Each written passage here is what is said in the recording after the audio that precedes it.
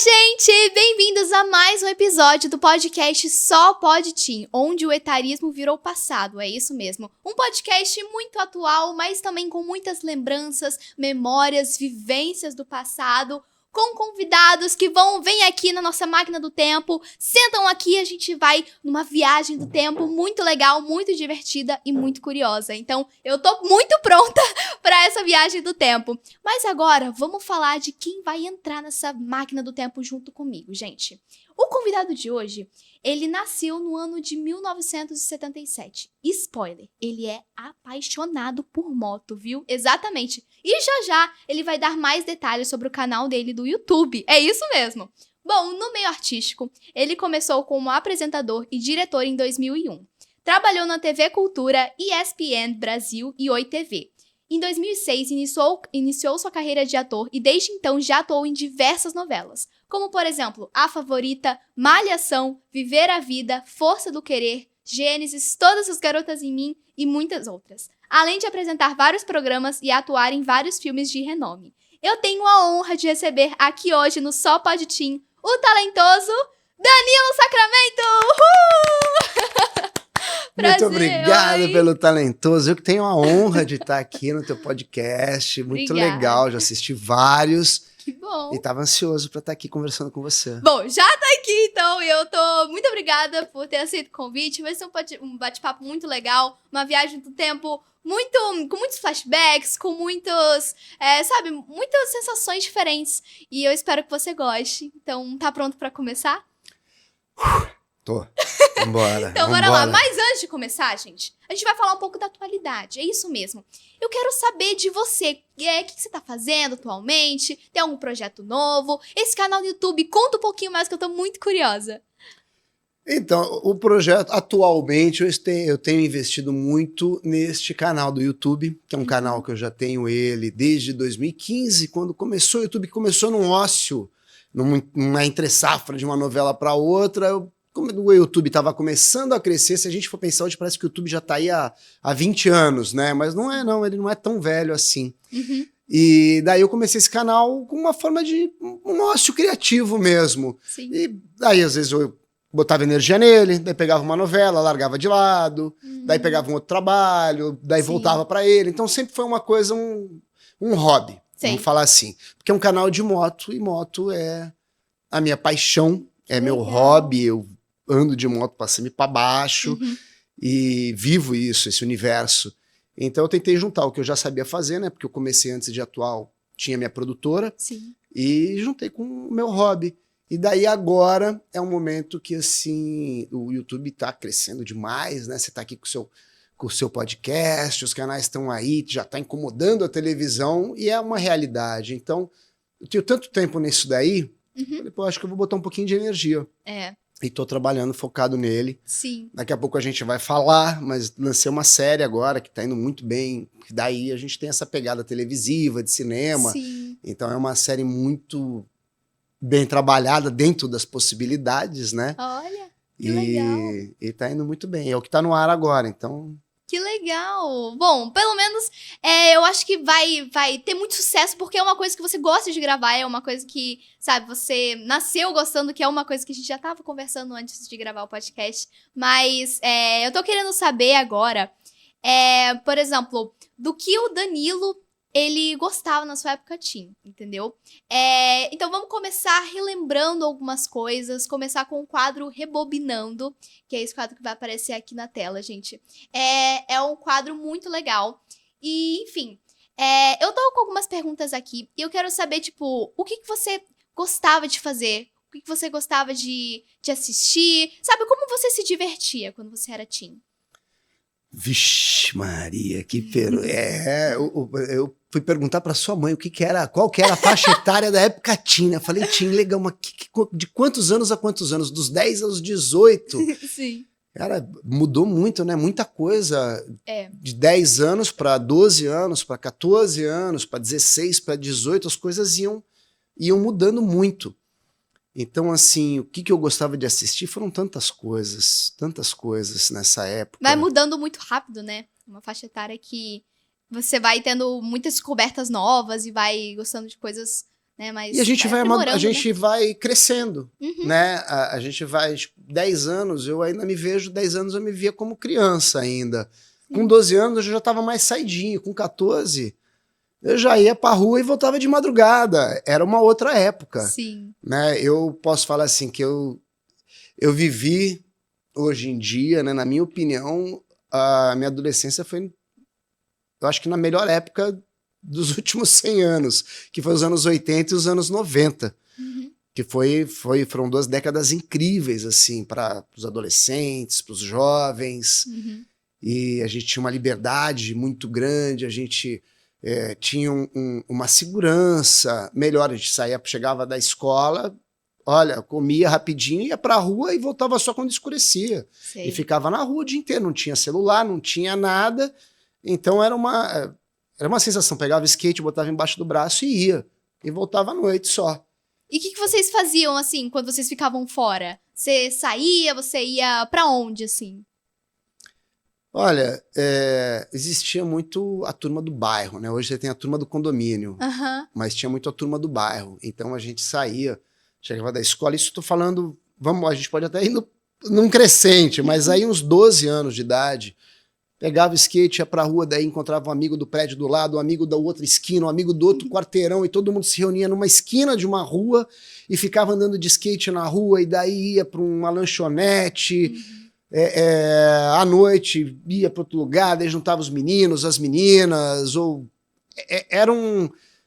era muito legal, porque assim, você tinha uma turma muito diversificada, Sei. e era rua, rua e rua e rua, Brincavam todo dia, bastante. toda hora, de andar de skate, de jogar taco na rua, Que de legal. passear, de ir andando pro shopping, porque a gente tinha essa independência, Uhum. né? Onde eu morava tinha muita coisa próxima, também era um bairro tranquilo, então a gente podia caminhar pela rua mais tranquilamente. Sim. Tinha as lanchonetes da época, que nem Sim. existem mais, 7-Eleven, umas coisas assim que a gente ficava lá o dia inteiro, lá em volta, sem sentido, mas era o que acontecia, todo mundo ia pra lá. Sei. E essa, onde a gente vai, né, tá começando a entrar essa, rebobinando, né, Tá tudo. vindo muita coisa agora, Muita calma, coisa. tenha paciência comigo. Sim. A gente tá indo pra que época? Que década, mais ou menos? Porque cada década tinha meio que um estilo diferente, né? E eu acho isso muito bacana, porque, por exemplo, os anos 70 é completamente diferente dos anos 80. Anos 90 era uma outra pegada. 2000, meu Deus, outra coisa. Então, quando você era teen, que década que você mais aproveitou, assim, a sua época teen? Olha, você falou os anos 70, se eu pudesse escolher, só um adendo, se eu pudesse escolher, eu teria escolhido crescer nos anos 70. Ah, é? Por quê? Porque foi o boom do motociclismo no Brasil. Ah, sim. Era uma época, para quem andava de moto, foi a melhor época que teve. Por isso, só por isso. Entendi. Mas eu peguei, assim, a minha época teen, eu sou de 77, então a gente pode falar que foi final dos 80 até e os 90, né? Uhum, entendi. É 90, metade dos 90, porque daí o outro já Entendi. estava maior de idade. Em 97, que ano?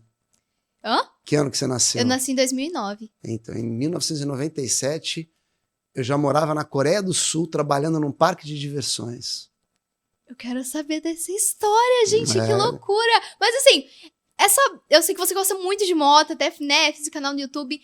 Como que começou, assim, essa paixão por moto? Você já nasceu? Teve algum momento que você se apaixonou de verdade, sabe? Como que foi isso? Meu pai era motociclista, Uhum, era um entusiasta do motociclismo no Brasil, tanto que essa série que eu falei no começo sim. chama Legado sobre Rodas, que é uma série documental onde eu conto um pouquinho do legado, o legado que meu pai me deixou através de uma moto, que é uma moto que ele montou na década de 70, que é uma moto icônica, Sim. que hoje posso dizer que é a única do Brasil desse jeito, e eu restaurei ela inteira e viajo com ela, vou para os eventos e restaurei meio que uma maneira de criar uma reconexão Que com meu pai, que legal. já é falecido. Uhum. Então, o legado sobre rodas. Que legal essa Então, série. essa paixão veio veio dele, deu pequenininho assim, vendo, andando na garupa, sentando nas motos dele. Que legal. E muito legal, esse Legado sobre Rodas é um nome bem bacana e tal. Eu adorei, eu quero... Já saiu essa série? Como que tá esse processo? Pra fazer o povo assistir, que eu também quero assistir. Tá no YouTube, a série é muito legal. Tá no YouTube, YouTube. então já vão procurar. Meu canal chama Trocando Óleo. Trocando óleo, legal. Daí a série tem vários vídeos lá, né? Vários vídeos, mas essa série é o que tá no ar agora, que tá bem legal. E ela, você falou do etarismo, né? Não tem a ver, mas não é tanto assim. Mas a importância da valorização a essas pessoas. Sim. Né? Então a série, por exemplo, eu faço toda a restauração da moto, aonde através dessa restauração eu conto toda uma história e trago um resgate da época com imagens de arquivo, de jornal, tudo coisa que eu tenho, porque era tudo do meu pai. Imagens de filme, de película, né, na época. Então tem todo esse material. Então cada episódio a gente vai acompanhando a restauração, que foi uma batalha, que foi uma loucura, assim. Tudo que podia dar errado deu. E eu vou contando pedaços dos anos 70. Que legal. Com imagens e com depoimentos de quem viveu essa época. Olha. Por que eu falei o negócio do etarismo? Porque, assim, a gente tem que valorizar os artistas, né? Que a gente está aqui hoje, o podcast, o YouTube, tudo, que o cinema, é graças a quem começou isso lá atrás. E essas pessoas que muitos já partiram, outros estão partindo e muitos que estão aí ainda têm plena condição de trabalhar e trazer personagens maravilhosos ou qualquer tipo de arte para a gente. E a gente é necessário para o artista hoje, o jovem, o adolescente, ou não importa, qualquer idade que seja, beber na fonte. Né? Porque tudo que a gente tem é graças a ele, a quem começou. E no legado, na série, eu fiz questão de trazer essas pessoas, porque é a mesma coisa, é a história do motociclismo. É onde tudo começou. E hoje você pega aí tantos influenciadores e tantas pessoas falando e falando pelos cotovelos, mas não sabe nada da história. Não sabe quem começou tudo isso, como é que começou tudo isso, não sabe nada. Sabe o que está falando ali, o que está copiando do outro. Sim. Entendeu? Então, essa coisa do resgate e da valorização é importantíssimo. Por isso que o etarismo é uma coisa que o pessoal está assustado. Porque você bota uma pessoa dessa hoje numa obra, já é uma garantia de pelo menos, de uma boa parte de sucesso. É verdade. Esse negócio do etarismo, e ainda bem que está sendo mais falado esses dias, né, hoje, atualmente, esse preconceito que eu acho que é legal e que tem que ser conversado mais e tal, mas acho que vai se resolvendo e essa série, acho que vai ter muito sucesso, até por isso mesmo também, enfim, tá sendo muito falado atualmente. Agora eu tô com uma pergunta. Quando você era teen, o que você gostava de ouvir? Assim, no auge da sua época teen, assim. Você gostava de ouvir rock? Rap? Rap. Na minha época era rap, não era nem hip hop ainda. Era rap.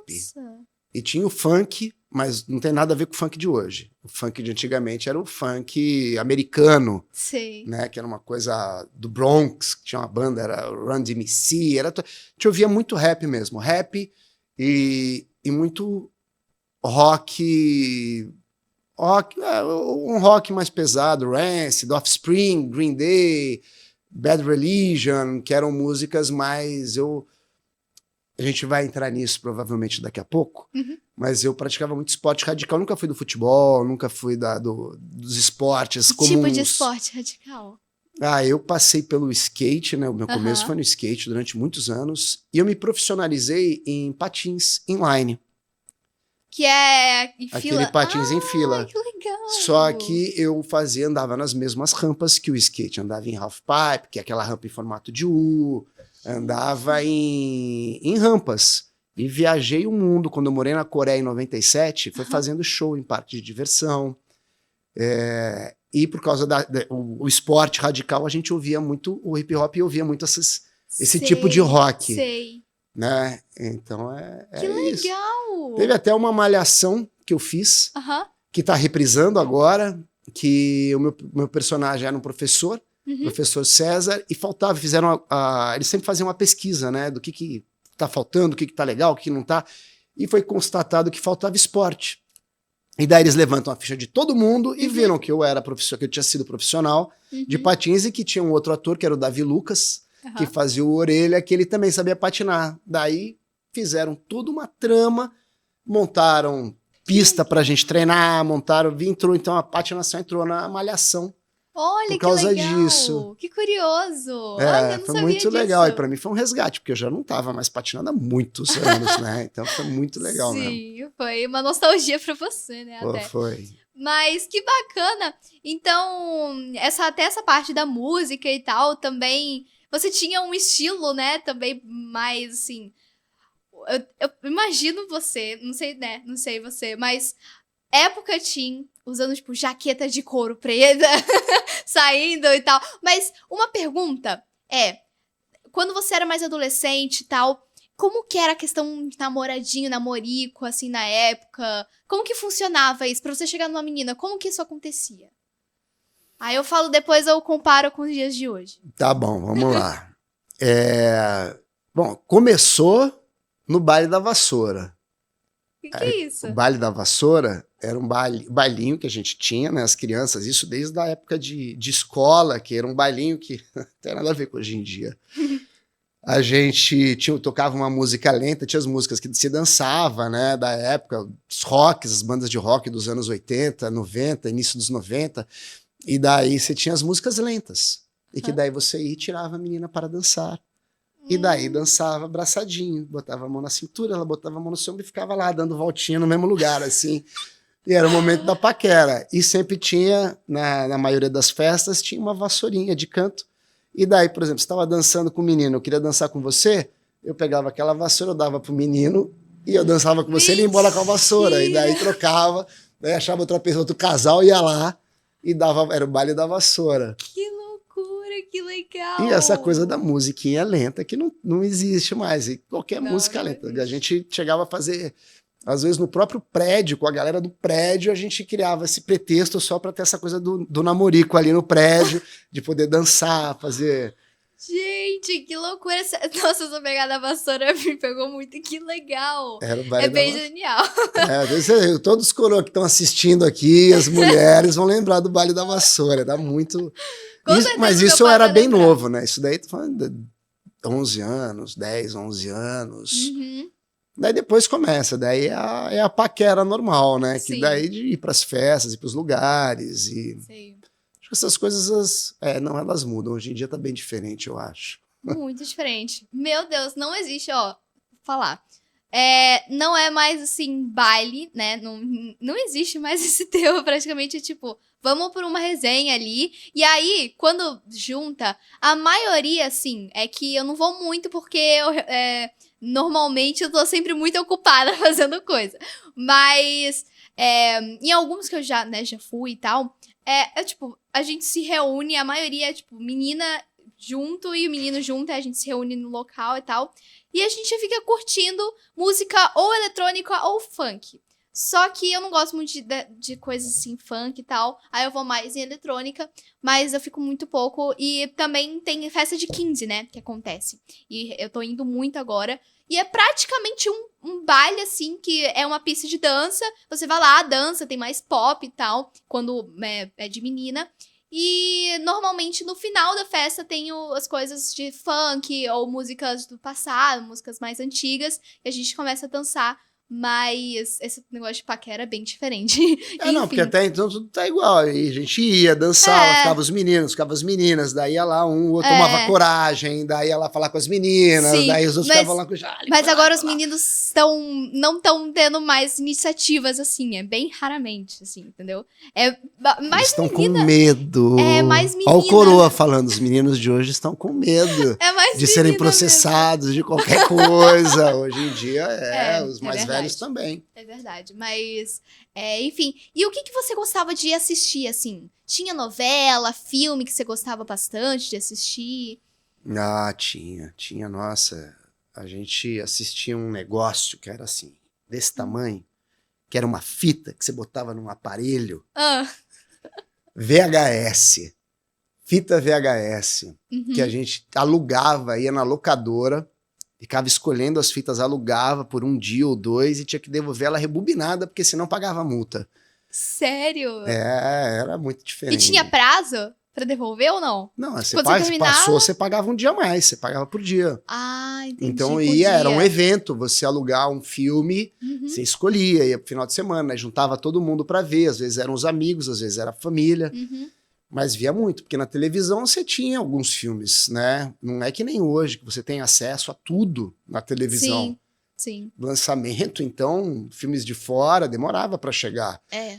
Então a gente alugava as fitas VHS Uhum. e assistia, mas na televisão tinha, né? Tinha filme, claro, sempre teve essas sessões da tarde, Sei, os sei. canais sempre tiveram Uhum. filmes.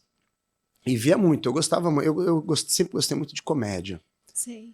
Então eu lembro de assistir muito uns filmes que eu acho que o cinema era diferente, sabe? Uhum. A comédia era boa. A comédia naquela época era boa. A comédia hoje é uma baboseira que é tudo igual. Mas era divertido, você tinha locademia de polícia. Eu gostava muito de filme de faculdade, que a gente estava falando antes, né? Que pegava hoje em dia o etarismo, né? Eles pegam pessoas novas para fazerem pessoas muito mais velhas. Sim. E que ninguém está comprando isso, né? Uhum. E antigamente era engraçado, porque pegavam pessoas de 35 anos para fazer adolescente de 18. Mas era isso, eram os filmes de faculdade, tinha, dependendo da época, tinha Porcs, que já eram umas coisinhas um pouquinho mais picantes, e a gente era adolescente, falava aquilo, porque já tinha o beijo, já tinha a paquera, Locademia de Polícia eu falei, Corra que a Polícia Vem Aí, Trapalhões, nossa, Trapalhões, eu era fanzaço de Trapalhões pra mim tinha que bater toda semana, passava todo domingo era Trapalhões, cinema. Meu primeiro beijo foi no cinema assistindo Trapalhões. Jura? E como que foi isso? Tipo, vocês marcaram? Conta essa história. Então, você perguntou da paquera, tem a ver. A gente marca uma turma de amigos. Uhum. Daí já tava tudo aquela coisinha certinha, né? Já ficava tudo aquela coisinha. Sim. Não, e ela gostou de você, ele gostou dela, não sei Uhum. o quê, aqui. Saí, um não olhava pra cara do outro de vergonha. Isso daí devia ter 12 anos, 11, 12 anos. E daí a gente, bom, então vamos no cinema. O cinema era aquela coisa, né? Era escuro, vai a mãozinha, dá um abracinho. Uhum. E daí eu lembro que estava passando Trapalhões e os Monstros. E nas outras duas salas estava passando De Volta para o Futuro 2. Era a estreia. Era a semana de estreia do De Volta para o Futuro 2.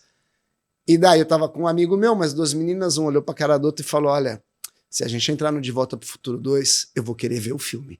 Eu falei, eu também. Então vamos pro Trapalhões. Não vamos perder o filme, vamos pro outro que a gente já sabe qual é que é. Que legal!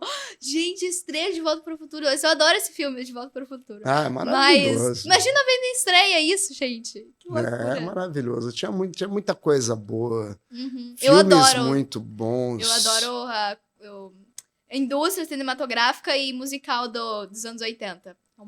Eu adoro ouvir junto com meu pai.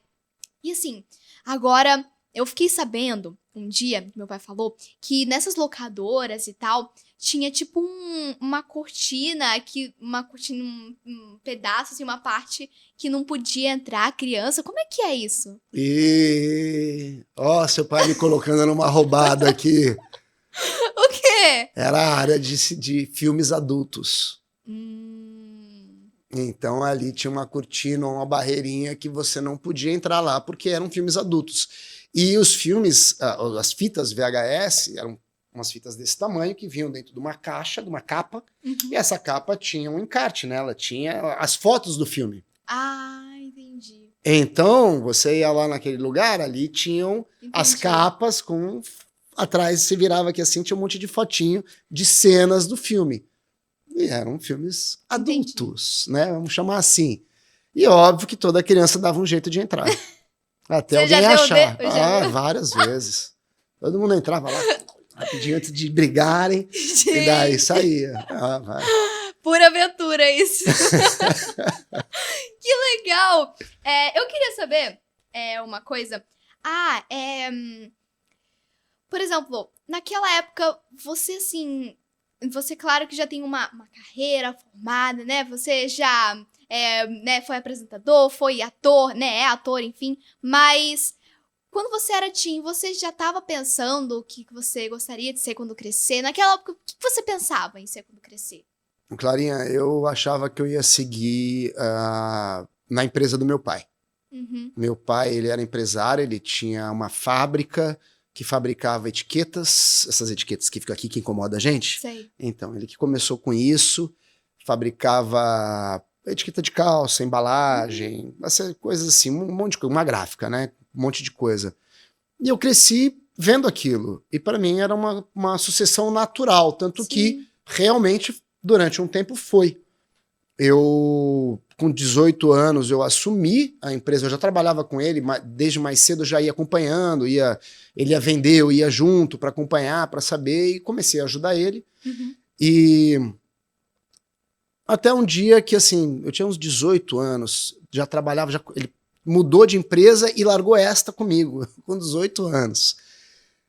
E foi uma época que já estava entrando muita coisa, já tinha globalização, tinha muita maquinário novo, nosso maquinário estava ficando ultrapassado, então a empresa não estava mais legal. E eu estava, pra minha idade ali, eu estava tendo um estresse danado, trabalhando pra caramba, numa maluquice, e eu já era profissional de patins nessa época.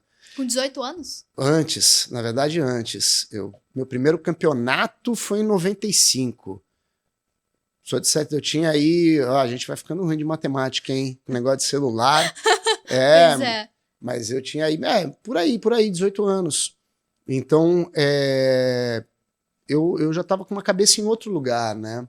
Sim. Porque falando da parte team, a moto sempre foi uma paixão. Eu andava de mobilete desde os 13 anos. Sim.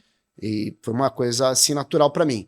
Agora, a minha grande fase team da vida mesmo foi com o esporte, foi com patins. Uhum. Porque eram meus amigos, eu era profissional, eu viajava, eu competia, eu fazia show. Do atleta, eu passei a apresentador de campeonatos, comentário. Foi daí que começou a minha carreira, na verdade. Passei a ser comentarista da ESPN, comentarista da Sport TV para a Globo, quando tinha um campeonato de patins. Então, a minha adolescência foi bem nesse lugar do esporte, viajando muito. Foi muito bacana, nossa, acho que foi realmente a melhor fase da vida, assim. Que legal. O ator e apresentador veio depois. Sim. Principalmente o ator, eu comecei a atuar com 30 anos. Sim. E acho que essa de comentarista puxou bastante, né? Esse pro lado de TV, né? Muito, porque eu nunca imaginei. Eu realmente nunca imaginei, eu era tímido, sempre fui tímido assim, né, mas nunca de câmera, de botar câmera, de falar, eu não tinha essa intimidade, essa tranquilidade. Então, é uma coisa que veio acontecendo, para mim, eu ia ser empresário. Sim. Quando eu mandei e falei, pai, tá aqui a chave, você não quer, eu também não quero. O que eu fiz? Eu montei uma empresa de produção de eventos, de esportes radicais. Eu tinha as rampas eram minhas todas. Então eu montava os eventos, eu montava show, eu fazia evento em tudo que era lugar. E foi essa fase. Daí o Brasil é um país de moda, né? Sim. Então o esporte ele chega num nível máximo, vai um tempo e daí ele vai caindo. E quando o esporte caiu, as coisas começaram a ficar defasadas. Sim. E daí foi que eu mudei para apresentador. Entendi. Que foi assim de um dia para o outro. Entendi. E esse esporte, assim, que, né, você falou de patins e tal, como começou? Acho que o skate puxou bastante, né, desse negócio de esporte, mas você competiu, ganhou medalha, como que foi essa rotina de competição? Você viajava? Conta um pouquinho dessa época. Quer ver? Tem uma foto, uma das fotos que eu mandei, é um gancho para isso. Começou assim, abriu uma pista de patinação perto da minha casa, em 1989. Uhum. E era moda. Ela chegou e o patins, ele era aquele patins tradicional, e ele virou uma moda. Daí todo mundo ia pra lá, eu devia ter 14 anos, ia pra lá nas matinês, porque dava 10 horas, tinha que sair todo mundo abaixo de 14 anos. Uhum. E, você vai formando uma turma, porque era um lugar que todas as crianças, adolescentes, né, os teens iam. Uhum. E aquilo era uma coisa que você queria estar lá todo dia, porque era um ambiente super legal, com música, com DJ, com luz. Era aquele roller rink, né? Aquela pista que você ficava dando volta. E daí a gente adolescente, daí um dia a gente pega e bota uma rampa e começa a pular, daí começa a pular por cima dos amigos, daí começa a fazer coisas mais ousadas, daí chegou o hockey, uhum. sabe? Sei. Chegou o hockey sobre patins aqui, que era o patins inline, então eu comecei a fazer parte do hóquei. A nossa turma era hóquei, então jogava hóquei, competia entre as pistas de patinação, entre cidades, até depois chegar o patins, o radical, vamos chamar assim. Sim. Que eram as rampas, que a gente começou a saltar rampa, a andar em halfpipe, que eram as rampas que tinham de skate. A gente começou a aprender aquilo através de fitas VHS que chegavam dos Estados Unidos com vídeos do pessoal fazendo isso lá.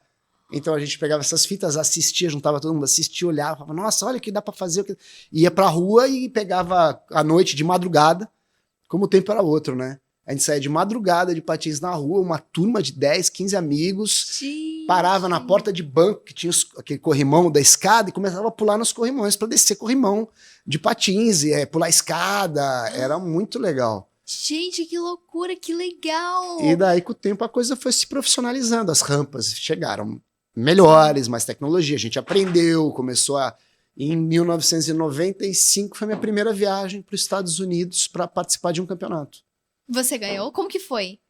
Como que foi essa... Não, a sua... Eu quero saber, tipo... Foi sua primeira competição... O que você tava sentindo, sabe? Você tava nervoso? Não, claro. Super nervoso. Imagina, chegava lá e a gente tinha um nível aqui muito abaixo deles, Sei. né? Tanto que essa primeira competição a gente nem foi como profissional. Foi como amador. Porque eles já tinham um nível muito acima, né? Não tinha nem como... Naquela época não tinha como comparar. E daí foi muito legal. Tava nervoso. A gente fica nervoso, a gente cai. Mas foi bom, assim, dentro do possível. A experiência foi muito legal, porque daí você começa a fazer amizade lá, começa a ter uma troca com os atletas de lá. E daí voltei depois, mais uma vez em 95, daí voltei em 96. Em 97 estava morando na Coreia do Sul. Daí em 98 voltei de novo, sabe? Daí começa a ter essa... Sei. E daí no Brasil, sim, eu fui estava sempre entre os 3 primeiros. Que legal. E lá fora eu cheguei a passar numa semifinal em primeiro lugar. E daí na final eu terminei em 4º lugar. Mas olha, você era bom, hein? Que legal. Não, eu era bom. Que legal! Bom, eu adorei saber um pouquinho dessas histórias. Só que agora eu quero ver algumas fotos, ver alguns registros. E o Danilo mandou. E a gente tá no momento porta-retrato. Então já vamos começar com a primeira foto, que eu quero muito ver. Olha só! Que época boa! Vocês estavam aí de vermelha. mobilete. Ó, 91 lá embaixo. Olha, que legal! Tá e onde vocês estavam aí? Sei, tava pela rua. Andando, né? Com os amigos. Devia estar no bairro. Tava pelo bairro ali da minha mãe, onde eu morava, pelo visto. Mas era isso, você vê, a gente nessa época andava de mobilete, né? Pra cima pra baixo, tudo moleque. Eu era o mais velho, aí os outros 2 eram menores ainda do que eu. Eram seus amigos de bairro? São primos. Não, são primos. Entendi. E daí a gente saía passeando. Acho que é isso. Eu com 15 anos, eu pegava um mobilete e atravessava São Paulo. De mobilete, pegava a namorada, botava na garupa e ia embora. Gente, era uma outra era. E assim, né? Sem capacete. Nossa, mudou tudo, né? Mudou muito. O trânsito hoje não tem como. Eu vejo verdade. meu filho, às vezes, eu fico pensando, quando ele crescer, eu não sei nem se eu quero que ele ande de moto. Eu que ando todo dia, eu sei como é que é o trânsito. Verdade. Mas era isso, era uma tranquilidade, era uma delícia. Então, isso daí é só para ilustrar que realmente, desde sempre, apaixonado. Sim, que legal. Olha só essa foto. Olha o cabeludo aqui, ó. Esse do canto, cabeludo. E esse é o Rock de Patins, não é? Essa era a turma do hockey. Essa era a turma do hockey. Quantos anos você tinha, mais ou menos, aí? Ia ter uns 15, 16. Nossa, não, acho que nem 16. Ainda, né? Não tinha nem 16, não. Tinha uns 15 anos. Que legal, e olha só, e vocês estavam treinando, estavam já, essa turma é grande, né, olha só, e você, por exemplo, ainda tem algum contato com algum dos seus amigos, ou tenho, equipe? Poxa, isso daí, ó, isso daí tem tempo, hein, isso daí deve ser de 90 e sei lá quanto, 90 e poucos. Meu irmão, em cima de mim, de lenço na cabeça, é meu irmão. Sim. Esse do lado aqui, o Rato, é um amigo até hoje. O do meio, o Valtinho, eu perdi contato, já tô há uns 4 anos tentando achar ele, não consigo, não tem rede social, não consigo achar. Olha. De boné é meu compadre, sou padrinho dos filhos dele. Que Você vê, legal, amizade olha que só. perdura. Sim. E ele mora em Luxemburgo hoje. Gente! Sou padrinho do filho dele. Esse do lado eu não tenho nem ideia de quem seja, de blusa listrada, não lembro. Que legal! Esse de baixo aqui é amigo meu, também estava comigo outro dia, mora em Ilhabela. Tem muito contato bacana. com bastante gente ainda. É aquela Que coisa, legal. isso é uma vantagem das redes sociais hoje, né? É, verdade.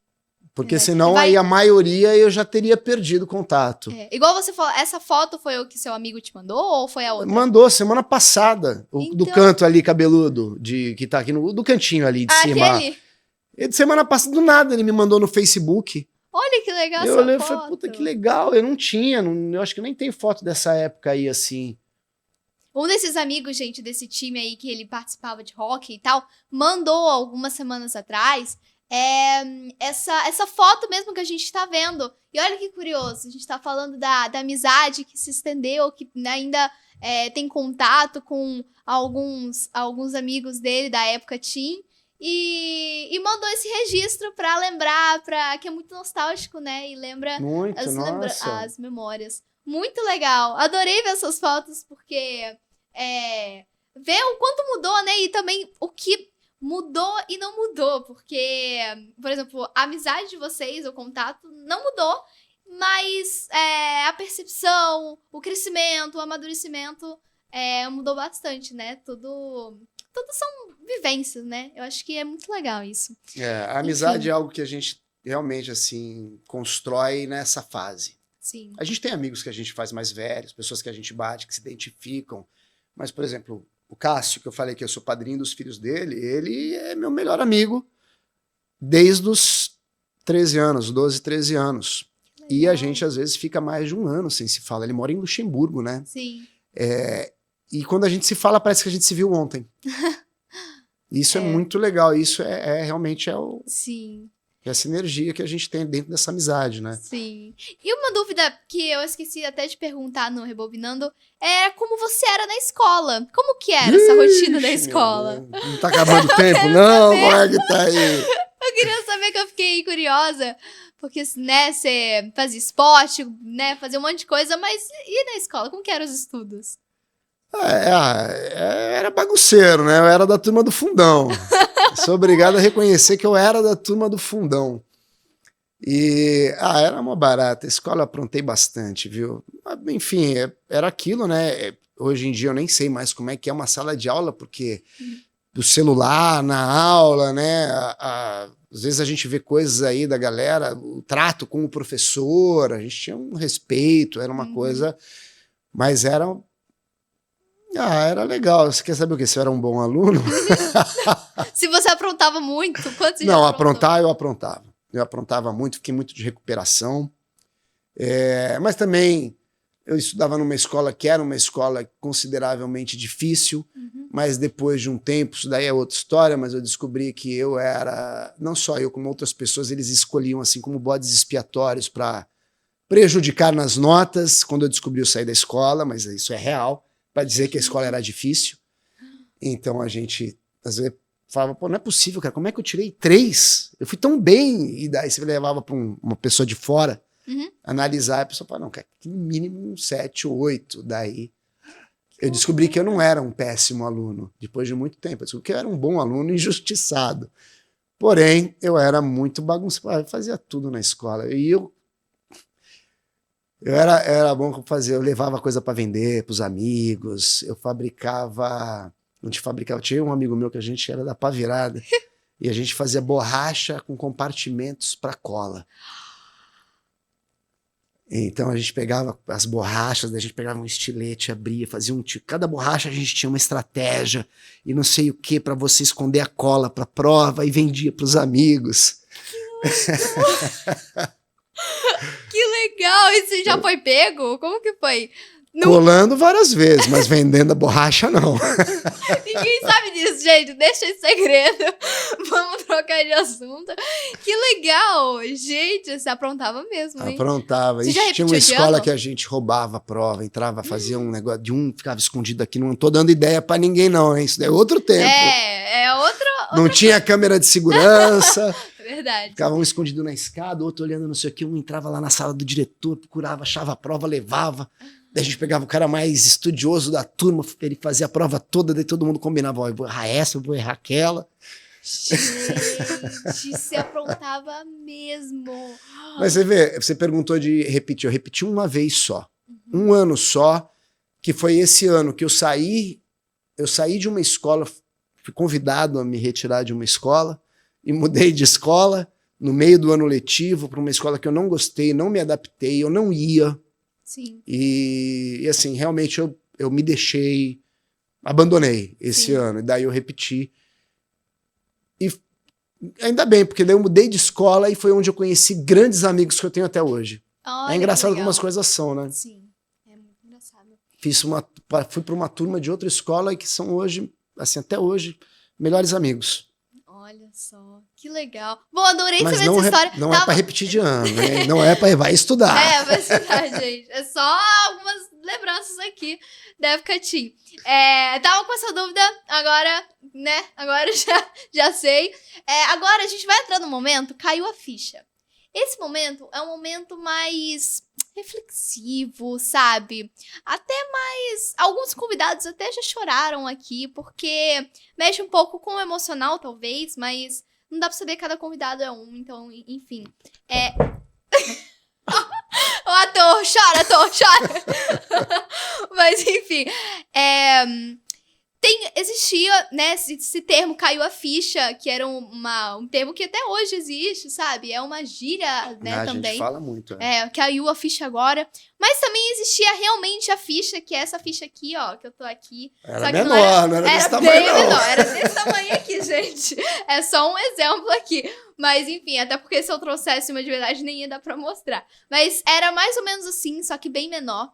E era a ficha do orelhão, que também na época tinha, que são os telefones públicos, que já peguei essa época, só que não era com a ficha, era com cartão. Entendeu? Mas agora acho que não existe mais, é bem raro ter. Enfim. E pra você colocar, pra você ligar pra alguém, pra alguma pessoa nesses telefones públicos, você colocava ficha e aí quando ela caísse você discava. Alguma coisa assim que eu não lembro muito bem. Alguma coisa assim, né? A ficha você comprava ela, né? Você pagava pra usar. Acho então que a ficha entrava e quando a ficha caía, ela dava o que era o sinal de telefone. Daí você telefonava, senão... Você tinha que ligar a cobrar. Isso aí. Aí, se essa pessoa não atendia, a ficha retornava, não é isso? Daí ela saía. É isso aí. Agora, a ficha tinha um tempo também. Eu não lembro quantos minutos eram, mas cada ficha tinha será 1 minuto, 3 minutos, eu não lembro, mas tinha uns minutos. Então, às vezes, você queria falar muito, você tinha que ir lá, o orelhão avisava, falta não sei quantos segundos. Aí você tinha que ir lá rapidinho e botar outra ficha pra continuar falando. Entendi. Olha que curioso, não sabia disso. Bem legal. E agora, esse momento é o seguinte. Tem um filme, desculpa te cortar. Não, tudo bem. Você já assistiu o Chitãozinho e Chororó? Chitãozinho já, Chororó? Não, esquece. É o... Zezé de Dois Filhos de Francisco. Sim, já assisti. Com o meu amigo Marcinho Killing. Tem uma cena do filme que mostra que o pai dele fazia isso. Ele ficava do lado do orelhão, com um saco cheio de ficha. Isso daí tá no filme. E botava o pessoal, chamava a pessoa da cidade, levava, vem cá, liga pra rádio pra pedir pra tocar, sim. É o amor. E daí ele ia lá botando a ficha pras pessoas ficarem ligando na rádio. Olha, bem esperto, né? Pra quem tá curioso saber como é que era, tem no filme. Assiste esse filme, eu já assisti, é muito bom esse filme. É muito legal. E agora, assim, se você tivesse direito a uma ligação com o Danilo da época teen, que ele andava de skate, ele apontava na escola, que começou a andar de patins, a jogar hóquei de patins, que tinha muitos amigos, sempre teve muitos amigos, saía pros bailes, e ia pro cinema, enfim, gostava de ouvir música. Se você tivesse direito a uma ligação pra dar algum recado, algum aviso, o que você falaria pra ele? Pode ficar à vontade, a ficha é sua. Pode pensar um pouquinho? Uhum. Olha,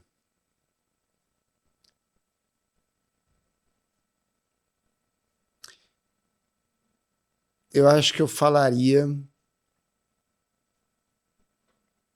que ele podia se arriscar mais. Sei. Ser um pouco mais destemido nas coisas. Às vezes eu olho para trás e eu fiz muita coisa. Eu tenho uma vida de vivência, de viajar, de experimentar, de curtir, de ter amigos, de aprontar.